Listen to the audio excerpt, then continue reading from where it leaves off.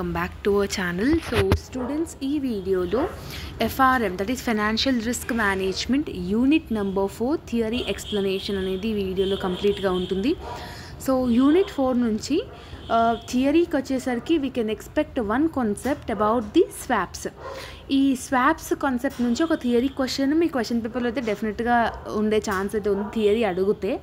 So theory questions ఏమేమి రావచ్చు ఈ 4th యూనిట్లో అండ్ ఎలాంటి టైప్ ఆఫ్ క్వశ్చన్ వచ్చినా మీరు ఆ కాన్సెప్ట్ని ఎలా గుర్తుపెట్టుకోవాలనేది ఈ వీడియోలో చెప్పడం జరుగుతుంది.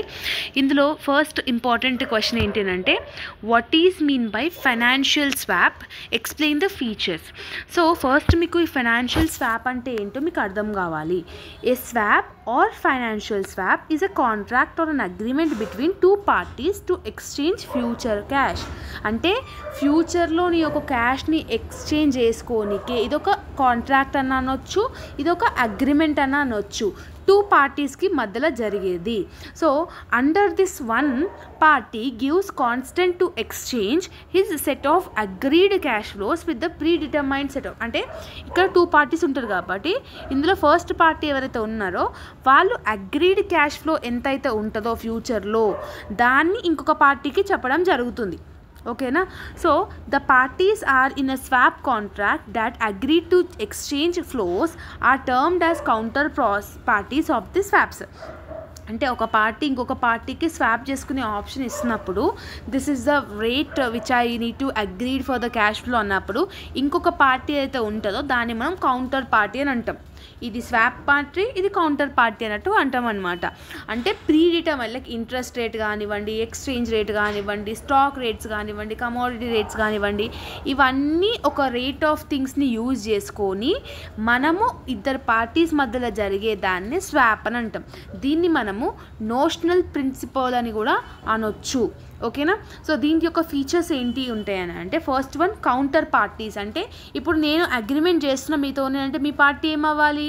కౌంటర్ పార్టీ కావాలి కదా, కంపల్సరీగా ఆపోజిట్ పార్టీ ఉండాలి కదా. Next one termination. ఒక పార్టీ అప్రూవ్ అయినప్పుడు ఇంకొక పార్టీ ఏమైపోవాలి?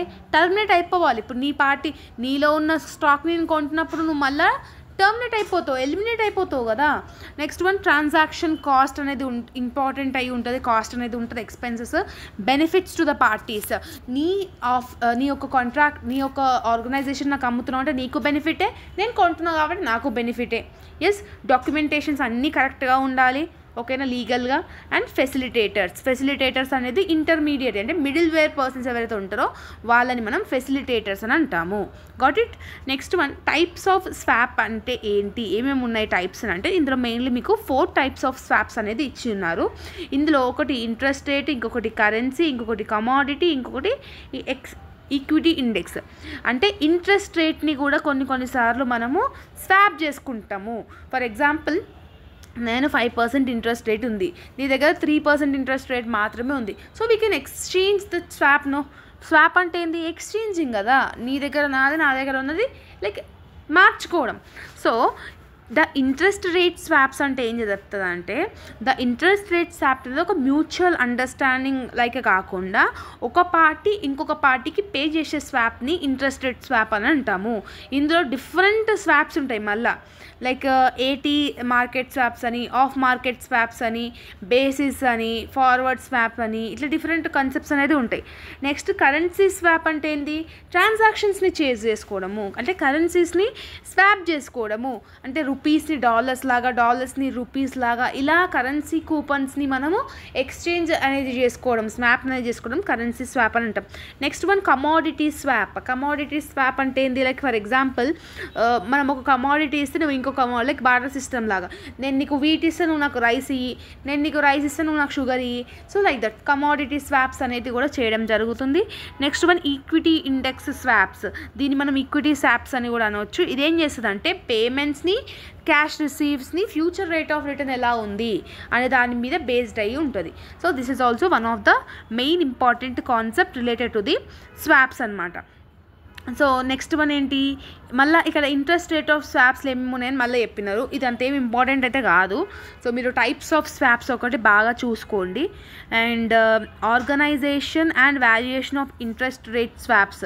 ఇక్కడ మీరు ఒకటి గుర్తుపెట్టుకోండి, ఈ యూనిట్ 4 నుంచి మీరు ఎక్కువగా ఒక కాన్సెప్ట్ అంటే ఇప్పుడు స్వాప్ అనేది మీకు 90% ఆఫ్ ది కాన్సెప్ట్ మీకు అర్థమైంది అనుకోండి, ఎలాంటి థియరీ క్వశ్చన్ వచ్చినా కూడా మీరు ఈ కాన్సెప్ట్ ఏదైతే నేర్చుకున్నారో దాన్ని మీరు రాయండి. ఓకేనా? సో అన్నిటికీ ఆన్సర్స్ రిలేటెడ్ ఉన్నది స్వాప్లోనే ఉంది కాబట్టి so your answer will be correct only.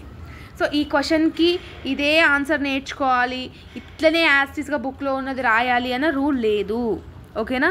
ఒక కంపెనీ వాళ్ళ యొక్క ఎక్స్పెన్సెస్ని సేవ్ చేసుకోనికే, ఓకేనా, వాళ్ళ యొక్క కాంపిటేటివ్నెస్ని సేవ్ చేసుకోనికే ఈ డిఫరెంట్ స్వాప్స్ ఆప్షన్స్ అనేది వాళ్ళు యూజ్ చేసుకోవడం జరుగుతుంది. ఇది ఒక్క మెయిన్ కాన్సెప్ట్ పెట్టుకొని చేయండి.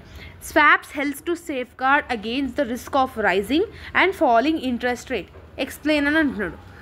ఓకే, సో ఈ స్వాప్ హెల్ప్స్ ఏం చేస్తుందంటే against the risk of rising interest rate పెరగకుండా ఆపుతుంది. Yes or no? సో ఇలా స్వాప్ చేస్తున్నప్పుడు నీ ఒక రిస్క్ పర్సంటేజ్ కూడా నీకు తగ్గి ఉంటుంది అనమాట. సో దాన్ని ఎలాబరేట్ చేసుకుంటూ మీ ఒపీనియన్ ఏంటి, ఒక రియల్ టైమ్ ఎగ్జాంపుల్ తీసుకొని మీరు ఒక 3 sides రాయండి. ఒక 2 sides అయినా, ఫ్రంట్ అండ్ బ్యాక్ 2 sides అయినా రాయండి. బికాజ్ 8 marks కాబట్టి ఒక ఫ్రంట్ అండ్ సైడ్ అని 2 sides అనేది రాయండి. ఇదేం చేస్తుంది, నెట్ ఇన్కమ్ని, రెవెన్యూని డిక్రీజ్ అవ్వకుండా ఇంక్రీజ్ అయ్యేటట్టుగా డిఫరెంట్ సర్వేస్ కండక్ట్ చేయడం కానివ్వండి, డిఫరెంట్ ఆర్గనైజేషన్స్లో ఉన్న ఫిక్స్డ్ రేట్స్ తెలుసుకోవడం కానివ్వండి, ఓకేనా, ఫర్మ్ ఎక్కడ ఫ్లోట్ అవుతుంది అనేది ఎక్కడ ఉంటుంది అనే దాన్ని చూసుకొని ఇవన్నీ వేరియస్ ఆస్పెక్ట్స్తోని మనం ఈ స్వాప్ కాన్సెప్ట్ అనేది నేర్చుకోవడం జరుగుతుందని చెప్పేసి మీరు నేర్చుకుంటే ఇట్ విల్ బీ ఎనఫ్ అనమాట. సో ఇందులో ప్రాబ్లమెటిక్స్ ఉన్నాయి. ఒకవేళ మీరు ప్రాబ్లమెటిక్స్ నేర్చుకుంటే థియరీ నేర్చుకోవాల్సిన అవసరం అయితే లేదు. ఓకేనా? సో ఇందులో కరెన్సీ స్వాప్లో డిఫరెంట్ లైక్ టైప్స్ ఉంటాయి.